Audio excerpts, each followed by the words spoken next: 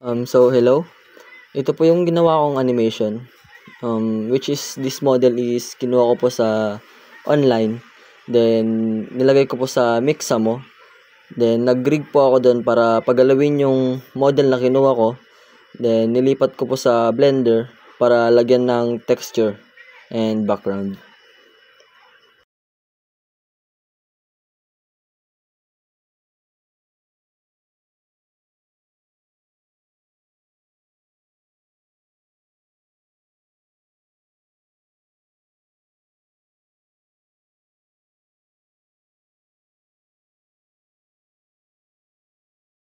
Yung Mixamo pa na tinutukoy ko is ito po.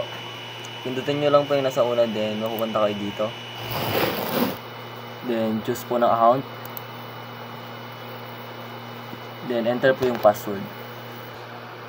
Kapag na-enter na yung password, then click next. Wait nyo lang po mag-loading. Hanggang sa may lumabas po na ganito.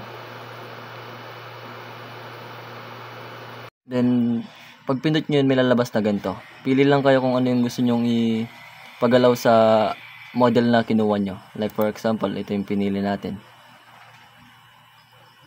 Wait nyo lang po mag-loading, then ayun. Example, this one. Ayun, pwede na po.